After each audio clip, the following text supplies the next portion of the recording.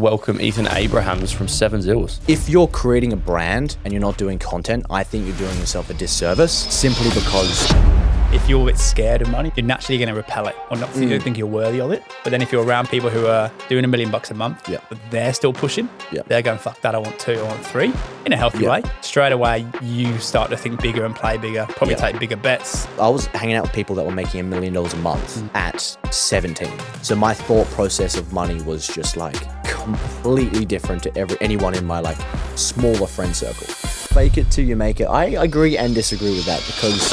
So you spoke about fear and ironically it only actually gets bigger. I think people should take comfort in that because the fear they're feeling now whilst not enjoying their job and working for someone else, yes, it might get bigger or it might never go away, but at least if they take the plunge, they're building something for themselves and they've got the freedom to create their own life.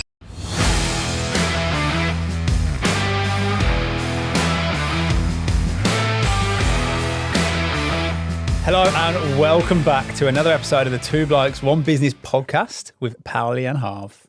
We've got a very special guest with us today. We'd like to welcome Ethan Abrahams from Seven Zills. Thanks for having me. Cheers. I appreciate it.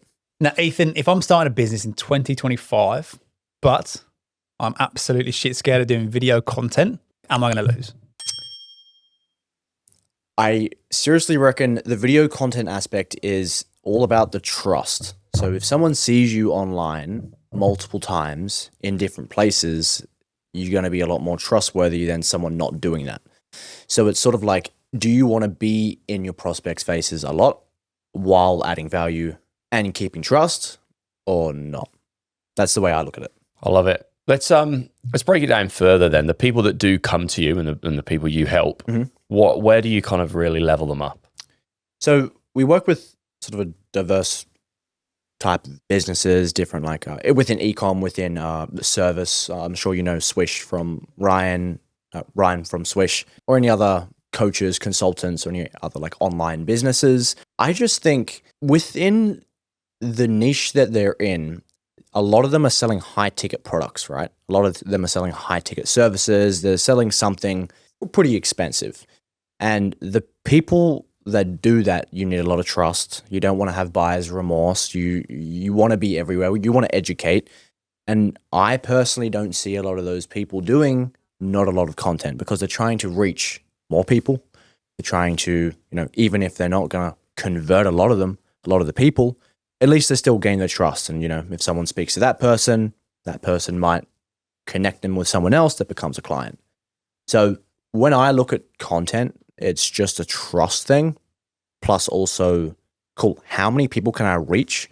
And then a portion of that will become my customer base. I think influencers, obviously, the rise of the influencers did this so well, didn't they? Like you obviously have multiple different people you follow online and they'll be in different niche, whether it's James Smith in the fitness world, like just seeing their content every single day, time after time, and the free value they give you. It's so true. Because I'm like, if I wanted to go and learn more about that world, I'd go straight to him because he's built the trust and the familiarity almost to the point where you feel like you know him. He's got the long form content, short form content on all platforms. So like where anyone looks, they're there, or he's there, for example. Even Alex Hormozi right now, like he's everywhere you look. Like he's on YouTube Shorts, Instagram, TikTok, YouTube, on actual YouTube, and I'm sure numerous other platforms. So it's just, you can't look anywhere else without seeing him at the moment.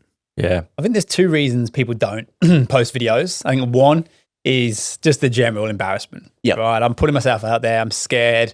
People are going to call me a bit of a wally. And you probably think of the TikTokers doing, I don't know what they do, cartwils and the dances. You do a lot of dances in the office, mate, that I'd love to have captured on TikTok. We just filmed this program. That's level 1, right? And very fair. I think the second one is, I don't know what type of content to post to help me achieve the result that I want to get. Now, I think that's really where Seven Zills step into their own in terms of give you the structure and probably the understanding of this kind of content will get this outcome. And then that'll lead into this and to this. And hopefully at the back end of that, someone's going to buy your high ticket offer. So I guess give me a rundown of, I'm a new business, right? I'm starting now. I'm going to do video content because I believe what you said. And I think we have to in this day and age.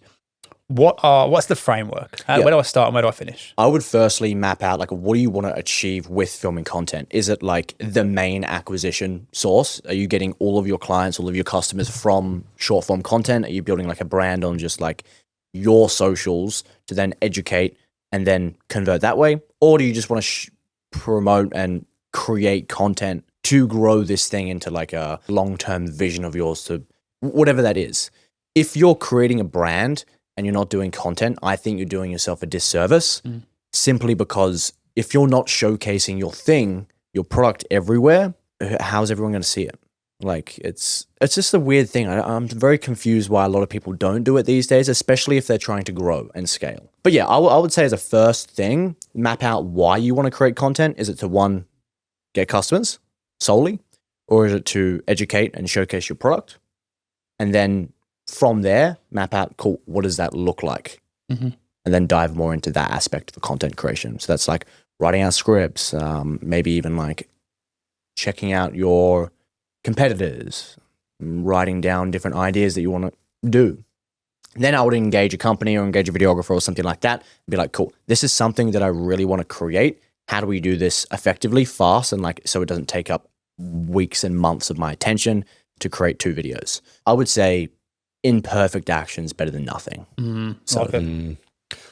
Let's talk about, we obviously mentioned Hormozy, people like James Smith. They've built massive personal brands, obviously through content, and they had to start somewhere. But what people see today is a very polished version and someone that's been doing that years. If someone's just started a new business and they've just changed careers, for example, and they think, I need to start doing content in this field, but I've got no real kind of social proof, track record or credibility, what sort of style of content do you think they should start with? Showcase the journey. Love it. Okay. Yeah, I think if you don't have much authority and you don't want to have like this, what's the word where you feel like persona? Imposter syndrome. Imposter syndrome. That's it. If you don't want to have that feeling, then I think just showcase the journey. Like document what are the weeks looking like. Document, the start of your business, the things you're doing throughout each and every single day, the meetings you have, the work you're doing with your team. To then over time, you get that authority by creating the content. People trust you, people resonate with you, which then you can have that as leverage. That's what I would recommend. I know when we started Harwell, and we told this story a few times, we did a challenge. Like I said, every day, Monday to Friday this week, you've got to post a video. So we used to this was 6 months in, so you work at my kitchen table, we'd walk around my little complex, and we'd be walking around my iPhone. Hey, Tyler from Harwell here. I'm looking for a project manager to build a $20 million tower. One of the things that made it stick was the accountability. We put a bit of forfeit on it. If one of us didn't do the 5 posts that week, the other one had to wash the other one's car. Oh, that's great. Which, we got to the end of the week and I'm thinking, I know I've done mine. I'm pretty sure Harv's done his. So let's have a quick scroll, obviously, because you can never trust everyone in life. Monday, Harvey tick. Tuesday, tick. Oh, Harvey missed one, didn't Wednesday, tick. Oh, Thursday. So I've refreshed my page. I've refreshed the page. I mean, surely not. I can't believe this. I'm getting a bit louder. I'm, oh my God. Free car wash. And then bang, Thursday, missed, but he tried to slide under the radar. Yeah. So let me tell my side of the story. It's Thursday. Is that Jeremy Kyle? And I'm lying in bed. It's 8 o'clock and I've gone, oh, fuck. I've not done the video. And I thought, I can chuck something up now. It was on LinkedIn. So I was like, 8:30. I don't really think my target market are going to be on LinkedIn right now. And I was like, but if I do miss it and then I have to wash his car, that's just another great piece of authentic content. So I'm saying that I sacrificed myself for the greater good. All right, Ron Weasley. Did Harry Potter say that? Was that more? Oh, fuck, Whatever you tell yourself. And I'm But what should I say there is the accountability is really important. If you're strong enough to be accountable to yourself, fucking good on you.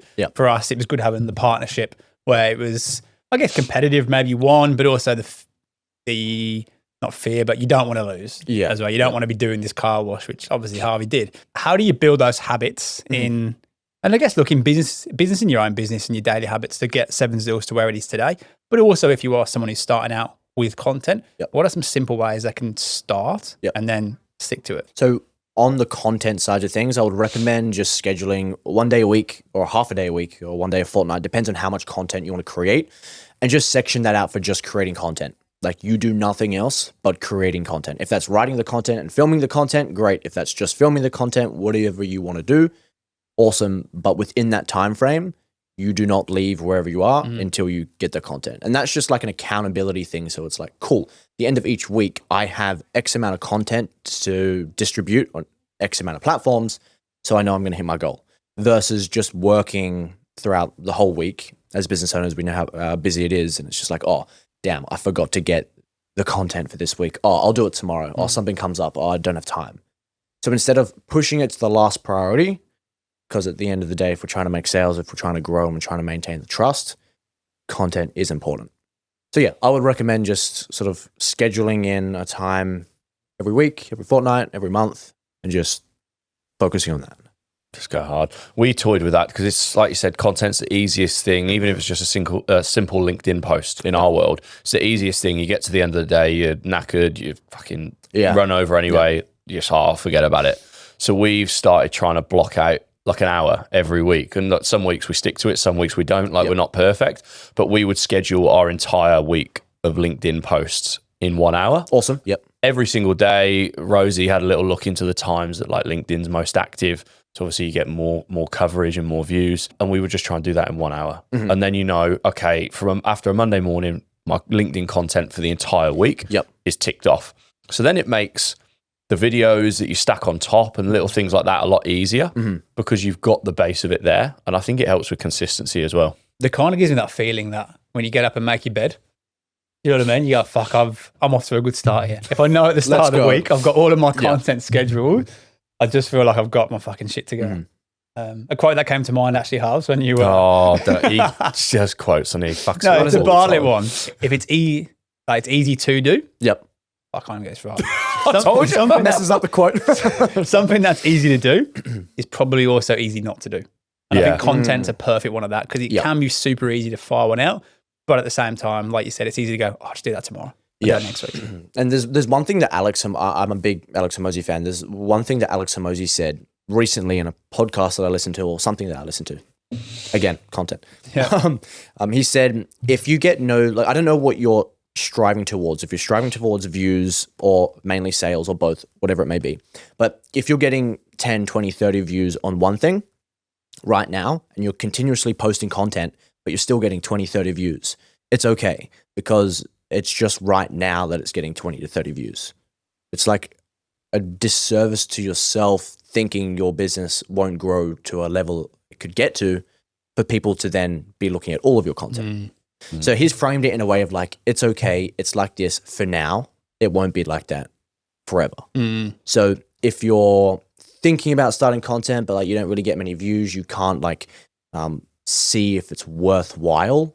Just remember, like whatever you want to grow your thing into, people will be looking at it, but maybe not right now. I think it's a volume game as well. A lot of the people that we've mentioned, they pump 3, 4, 5 pieces of content every single day in a lot of cases. And I think I read something crazy that only like 10% of your following would typically see one post on one day, for example. So if people are thinking, I'm posting every day, am I getting sick of people or are people getting sick of me?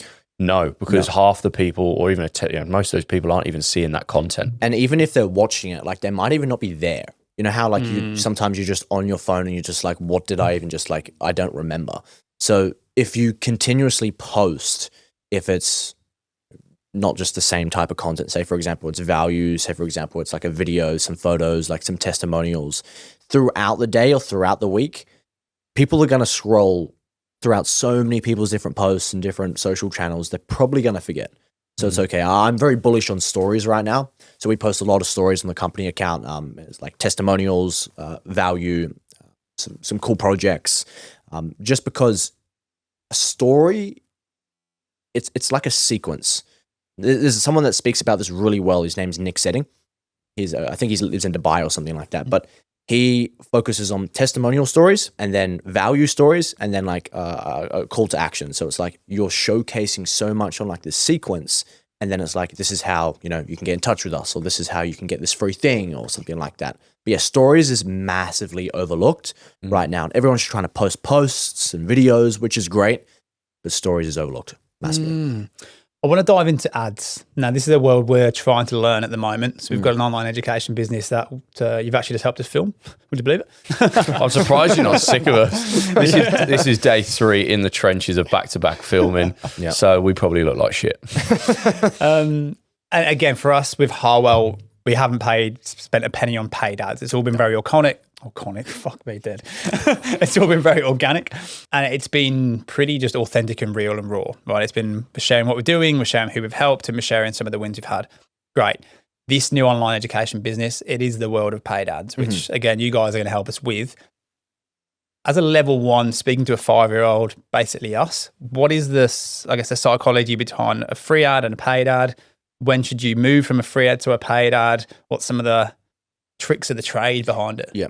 Well, if you're going to run ads to get someone into your paid thing, they're probably going to be somewhat expensive if you're not like pumping extreme amounts of content or you have extreme amount of trust or something like that. So that's why we always think of it like you want to give free value away, give it like a decent amount of free thing. Like people are just like, oh, wow, this is so much free value. Like imagine like what's the next step?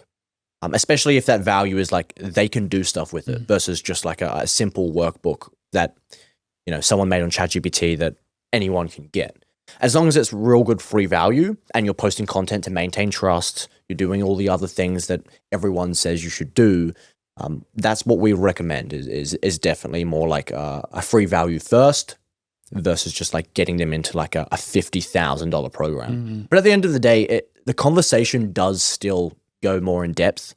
Like it depends on who your ICP is. It depends on so many different variables. Although in summary, free value first usually works great. We just said there, ICP, that's ideal client persona, people that don't know. And I think that's probably before you start producing content, people really need to understand that. They should have understood it by now to actually run a sales process and know who to target. But what we found is learning absolutely everything about our ICP was so powerful to the point where we created these fake people, like they had names. Awesome. Like I think mine was Pete and yours was John. John, yeah, Pete and John. and like we learned everything about their professional world. So what were their pain points? What were the pressures? What had they been, where had they been on that journey to get there? But also their home life. So for me, like the guys I'm working with are traditionally in their 40s or 30s. They might have kids at home. You know, mum still might be at home with the kids. They might be the breadwinner in the family. So learning the psychology behind that, and then you can direct your content to them every time. And the idea is they look at that content and go, fuck, they understand me. Hey guys, it's Jake and Lockie from Naturally Cooked Sunscreen, and we are pumped to be sponsoring the Two Blokes, One Business podcast. We're on a mission to foster a generation of Australians who take sun safety more seriously and encourage it amongst their mates. You can find us at naturallycooked.com.au or follow us at Naturally Cooked Sunscreen. But it's not even just in your content. Anyone that starts a business, anyone that runs this giant beast of a thing should know their ICP already, like within their landing page, within their marketing, within everything that they have, within even the way they write their copy. They should all have a detailed sheet, persona, like system filled out with exactly everything for the ICP. Because if you have like a thought process of, cool, I want to target anyone online, that's super broad. And if you're doing paid ads, if you're doing content and stuff like that, great, you can still do that. But the person that's targeting, say for example, us, we do work with a lot of like e-learning platforms, coaches, consultants, etc. But there's a lot of other companies that just do any business. So who has a more detailed message? Who's going to look at who more?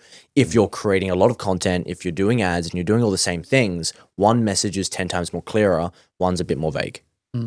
Yeah, the power in niching it, and I know we're segueing a little bit, but it's so important because when we decided we were going to film this online education business, you guys were the first people we spoke to in terms of who was going to do it. I appreciate that. We didn't speak to anyone else because we had the comfort that you'd worked with people like Ryan Tuckwood, Sasha Karabat, Jeremy Minor. So they're all doing what we want to do at a bigger and better scale. So we had that comfort, and we've just delivered in the course the importance of niching and going deep in a sector. And that's how you really build your ICP out. And it all comes hand in hand, doesn't it? And I think even for the podcast, right? We had a chat, I don't even know how many weeks ago now, probably say 4 weeks ago, where we're like, who are we actually talking to on here? Because I think we were trying to cover ourselves with, yes, people who are where we were 3 years ago.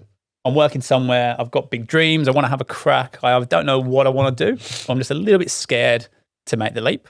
Or someone who has started the business and they're still in that infant stage where they're going, fuck, have I made the right decision?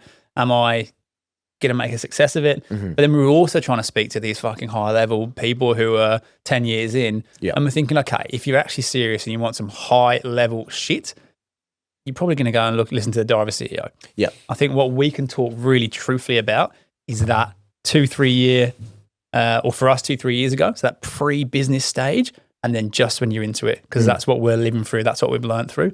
So we were super clear then on our language, and that's why we ask questions like, Ethan, explain this to someone who's not in business. Yeah. Because that's who ideally we want our listeners to be. Understand. I think we ran a little study, didn't we, on the pod? We were like, out of 100 people, if you wanted something really high level, how many would go to Diary of a CEO and how many to Two Blokes, One Business?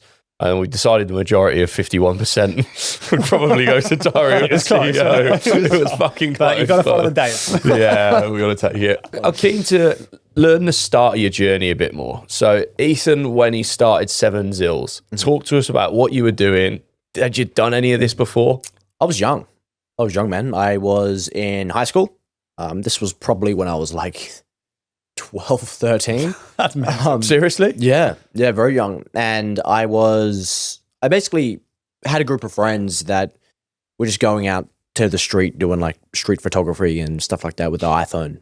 I was like, oh, this is cool. Something other than what every other person does, right? And, tagged along, really enjoyed it. As a normal 12, 13-year-old runs to the dad, hey, can you please buy me a camera? No.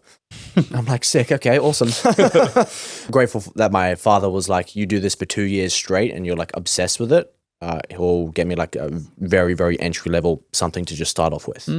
Within those 2 years, I built up 7zils is what you see today. Instagram page, just taking photos of Surfers Paradise, the street, the city. First gig was Dreamworld, which was wild. Yeah. And then a lot of just female models reached out to get their headshots and stuff like that. It was a bit of a shock when I walked up and I was 13, 14. That's mental. How did you overcome that though? How, like that fear of I'm a 13-year-old lad and I'm about to walk in and try and run a business? I think it got down to the business aspect a bit later on. Yeah. I think that it was more of just like a fun passion project at that stage until I got like a couple $100 camera. I was taking it seriously. I was trying to like reach out to people on Instagram. People were reaching out to me and I was like, wow, I can make like a couple $100 a week. Like this is crazy. When you're 13 years old. Yeah. That would have been about 13 to 14 years old. Yeah. At about 14 to 15, I was making a couple $100 a week. Fast forward to 16, I had a part-time job that was, I was a landscaper and also worked at Subway. Oh, sandwich artist. I wasn't very good. No. Yeah, and I was just continually doing the same thing. A lot of models would reach out or take a lot of photos. I love taking photos of the city, like urban photography and stuff like that. And then it got to the point where I was making maybe even $1,000 a week, just under. I was probably 16-ish. Wow. And for how many hours of work would that have been, for context? It was probably like 10. 10 hours. No, maybe like, it was, I don't know. It was crazy. I didn't know like pricing structure. I didn't know anything back then. It was literally just passion. And at that point, I was speaking to my boss at Subway and the landscaping company. I was just like, I'm making money. I love what I do. Like I want to be respectful here, but I need to leave. Like I can't be doing this. And they understood that. It wasn't like, oh no, like what are you doing? It's like, I understand. Mm-hmm. So from that, it was great. Put my foot forward. At that time, I had a really, really good friend and we just did everything together. He happened to have a camera as well. So it just worked well. He wasn't really even in photography. It just happened to work well. Hired him and we just started taking photos of things and building up the 7zils page like it was this big corporation when it was literally like nothing. Just having that confidence of like, this is the thing. This will be like the biggest like marketing firm in the future. And we just grew with that. A year goes past and we're working with some pretty cool clients. From that point, the way I've met the coaches we work with today and the consultants we work with is actually through it was actually called Coin. This is not sponsored, if anything, anti-sponsored. Okay, yeah. And it was like this cryptocurrency thing that you could apply for jobs and this type of stuff. Anyway, I got a fair few decent amount of jobs on there through restaurants, coaches. I actually met Morgan on there, Morgan Nelson. Yeah, nice. At that point, was in a bit of a rhythm, was making probably $4,000 a fortnight, something like that. And how old were you then? I was about 17-ish. Got an office, which was cool. Walked in with a suit thinking I was like top shit every day. Interesting time. And then, just sort of grew on that. We decided we really wanted to like integrate the marketing side of things, became a media and marketing company, really dialed in on the coaching aspect. We just strictly mainly worked with coaches, consultants, which was great. I love that. And the best thing I think for me was hanging out with those types of people when so young as like a founder. I got to learn off the people I now call my friends that are still current clients today. And that really made a difference. Like, as you know, you're the sum of the 10 people you hang out with. Is that the... Yeah. Yeah.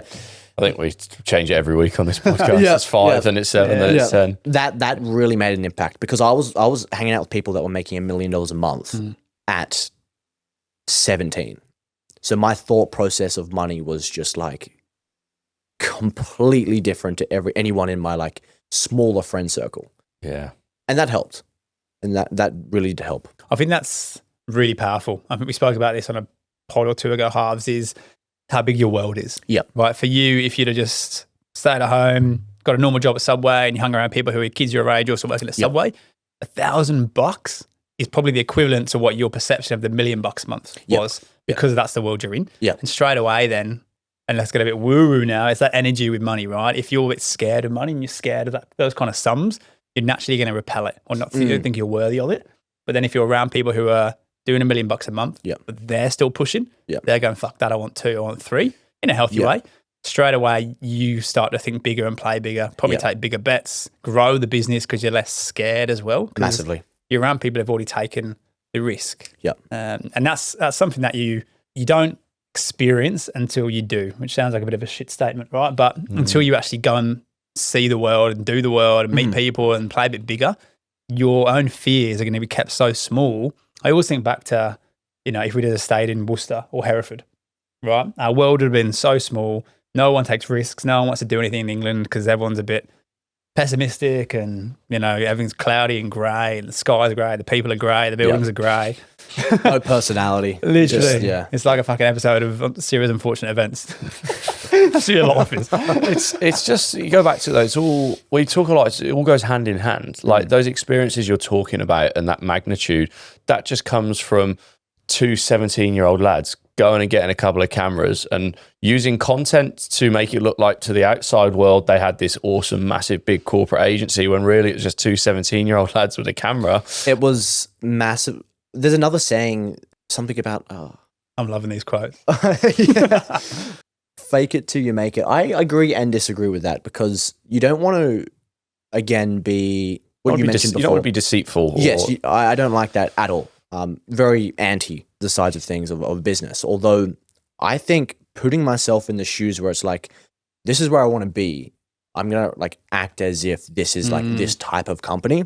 Kind of dress for the job you want type thing. Exactly. And the good part of our company, which is why we have, I would say, an okay rep, is we really do care about the end outcome. Like at that point in time when I was probably turning 18 to 19-ish, I loved the money. The money was great. I was just like money. But then at that point, I seen how much of an outcome that we were providing to the clients. So like these clients were like, they were loving what we were doing. They were like, oh, let's catch up for dinners. They were friends. And then at that point, it was like, cool, I'm doing myself a disservice if I think about that. What about if I really try to like maximize the client experience and maximize like what we can do for this person?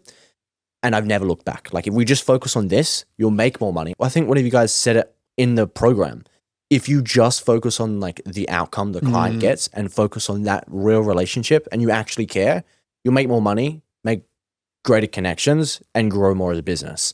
And that's something I've just stuck with. It's just like, we care. And that's what we like doing. Like we like creating content. We like building funnels. We like helping people make money. Like it's epic. I love the fact that it's not either or. You can focus on the client service and the value and the experience, and also get paid very, very well for it. Yeah. You haven't just got to be so money hungry that you don't give a shit, and vice versa. You haven't just got to all be airy fairy, lovey dovey. Hope you had a great time, but you jeopardize the revenue through the door. Yeah. They go hand in hand. Massively. I think if you just focus on, it's just people to people. So if you just focus on the money, people will see that. People will know, and then like have a weird trust aspect connected to it. So if you just care about like, cool, we know, like, let's do this. Let's just like smash it and just like go full steam ahead. Let's like plan. Let's do all these other things to like make the project amazing. The client can feel that. They can feel that like you're so invested in it as their like partner. We like to say like growth partner versus like, I don't know, media company or marketing company or whatever, because we care and we like it. It's not just like we're doing a job to get paid and pay our staff. It's like we're doing a job because we like it, we love it, we know we can get results, and it's supporting the end outcome for the business. It's the shift from features to benefits. I was lying with Blake in bed last night, my little girl, putting her to sleep, and for some reason, that's when I just get loads of ideas for LinkedIn content. Oh, yeah. And obviously we'd just done a day of filming, and I was like, I wish that I'd had this training when I first started in recruitment, because there's a time where I genuinely didn't believe in what we did. Like, I've been pretty honest with that, because in our past company, we were just taught, and the training was taught around selling the features. So we'd sell, we've got a big database with 6 million people on. 4 million of those are out of date and don't want to hear from you. And you'd sell, well, we've got 45 national offices. Well, what difference does that make to the guy that only has a company on the Gold Coast? So we were just selling the features. Whereas when we started Harwell and we started learning and invested so much in sales psychology training with people like Ryan Tuckwood, you learn to then sell the benefits and the outcomes that you bring to clients. So for me, that's placing a CFO with a company who reduces their cost base from 25% down to 17%. Now, that 8% doesn't seem like much, but when you think that company does $400 million turnover a year, It's massive, of course. the 45 grand investment they might give me is a drop in the ocean. So straight away, when you're trying to win that work or pitch or hold your value on your rates, there's so much more meaning behind it. And you always bring the conversation back to the client of the difference of 1 or 2% here in a rate. That's not why we're sat here today. We're sat here because the right person will change your life. Opportunity cost. And once I've flipped that mindset, like you said, of becoming passionate about the end outcome for your clients, like it changed my world. And that's why I think I truly fell in love with recruitment. And that's just talking about what we can achieve for the client, not even what we can achieve for the people we find jobs. At that day on, I was just like, this is me. There goes both angles for you guys. Massively. We love it. Mate, take me back then to nitty gritty, right? So I actually never done a paid ad in my life. So I actually really don't understand it at all. So right now, we've got a few ads that we've been, well, not even ads, we've got a few posts that we've been doing, and 1 or 2 of them have got real good traction. What do I actually do to pay to get this ad posted? Is there, do you know what I'm trying to say? Like, I'm guessing it's through Meta, right? Is there on the account, you can click it on and you put how much money you want to pay? And look, I've actually got no idea. Hey guys, thanks for tuning in to another episode of the Two Blokes, One Business podcast. Now, apart from being world-class podcasters, we also run a recruitment agency called Harwell. If you're keen to learn a little bit more about what we do, then head over to our Instagram at Harwell Group and check us out. Back to the app. So it depends on what type of service or product you have. Say, for example, is it like a pull or a push? So say, for example, landscaping. People are searching that, right? You can still push it out to the market, but people are searching that. So that's going to be more like Google ads. So if you're searching landscaping, or if you're searching, say, for example, like an electrician or something like that. Yeah, exactly. It's SEO based, right? That's where you want to aim it. You can run Google ads and get your ad sponsored, obviously, on the top of Google, so then people can see your name and then press that to inquire on your services. On Meta, say, for example, you're selling a course. You're selling a program, you're sort of like pulling people towards you. So you really want to run, say, for example, like a course on Meta to get people's attention, to then give them value, so then they come into the funnel.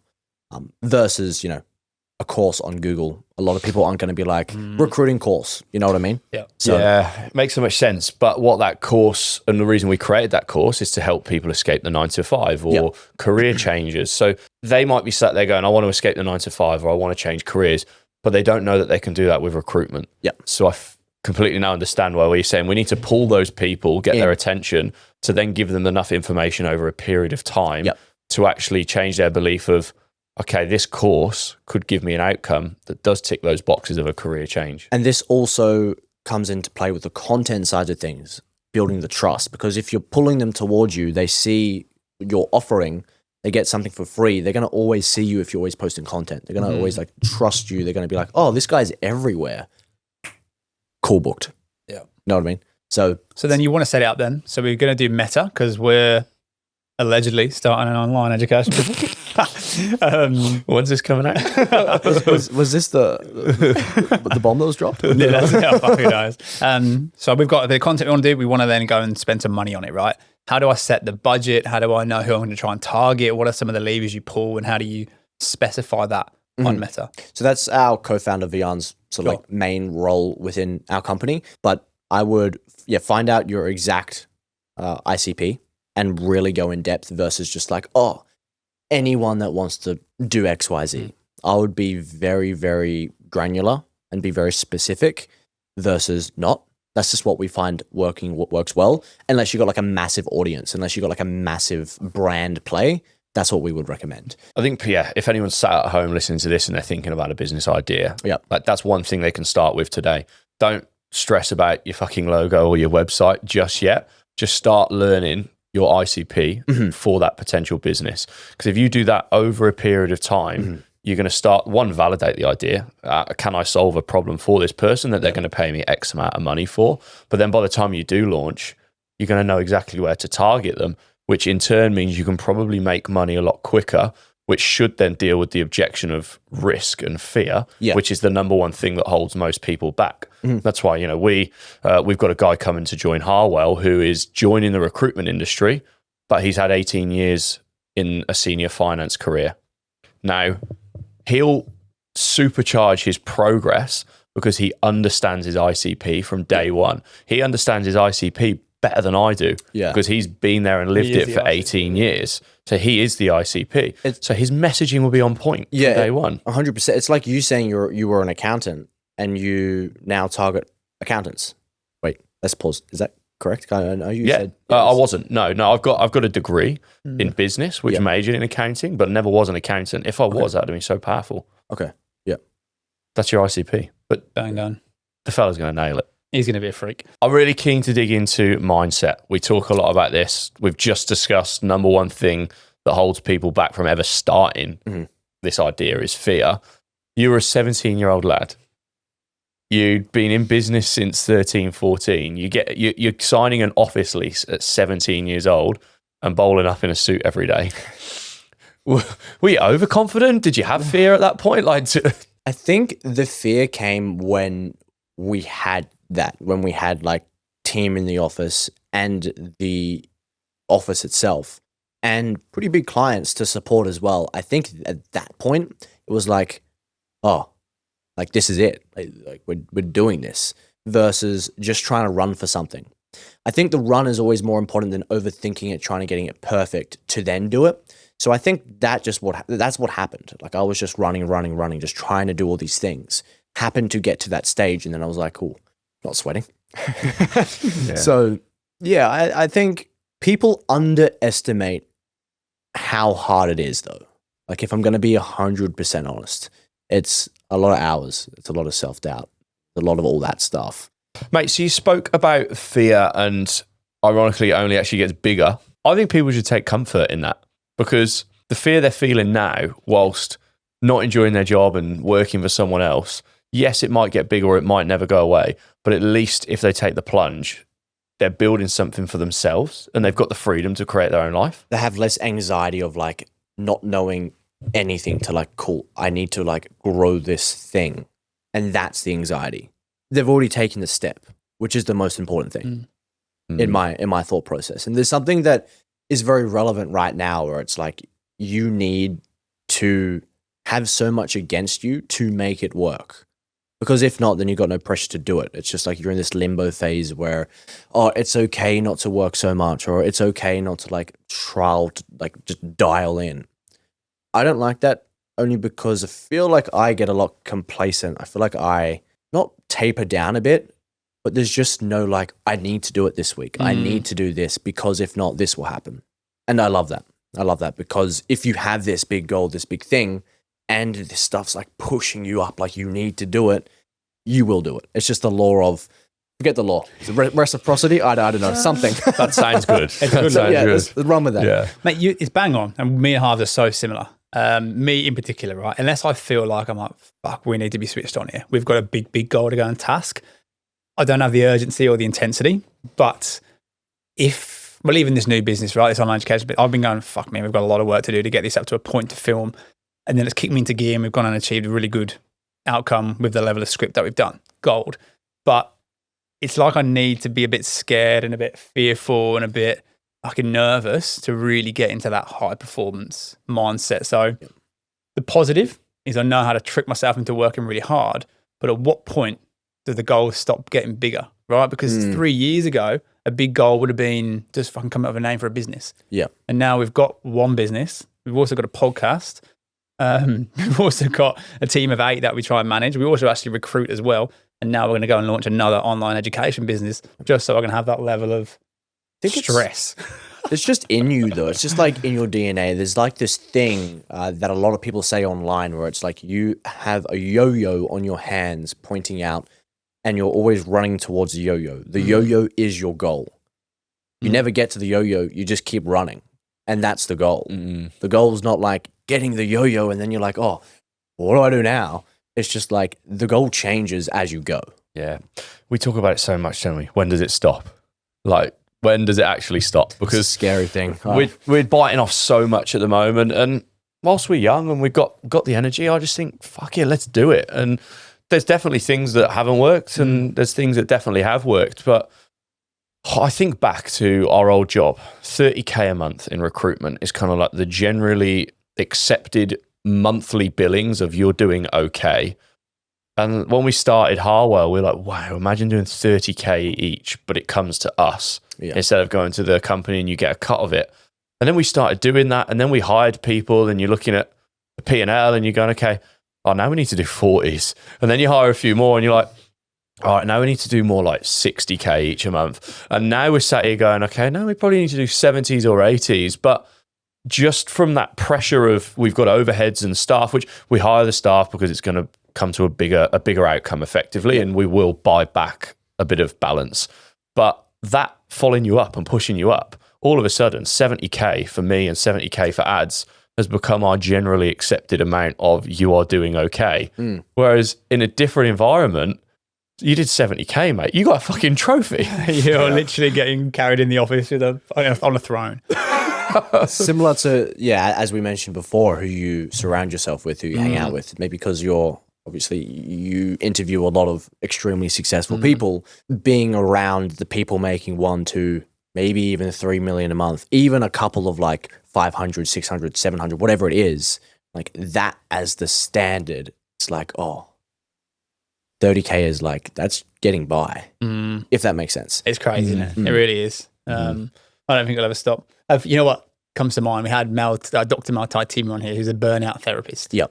Psychologist, sorry. And we're kind of saying this kind of stuff here. And I could just see her look in her eyes looking at me going, you poor motherfucker. Like, you don't understand. Like, you just don't understand it yet, you know? Because we're so in the thick of it and we're on that upward trajectory. I think she obviously sees people who go up and then they come back down as well.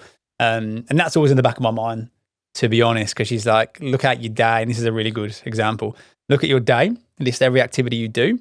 Which ones are sympathetic and which ones are parasympathetic. I can't remember which way is which, but one of them is which one is... Is that an upper? Yeah, which one like raises, I guess, your... Stress, cortisol, adrenaline. Like, it's like different activities. They're uppers and downers. Yeah. And then which ones are really restorative? And what's the percentage? I'm like, well, literally nothing in this day is restorative. Everything's speak to a client, go to a meeting, do this, go to the gym, I can walk the dog, maybe watch TV, but even that's not restorative because the emotions of the TV show fucking get you going as well. There's a cliffhanger and you go, well, fuck, what happens next? Or even the thought process of like not doing the work is like an anxiety in itself. Guilt of it as well. She got to the end and she goes, so how many things do you do every single day that you would say are restorative? I was like, go to sleep at night.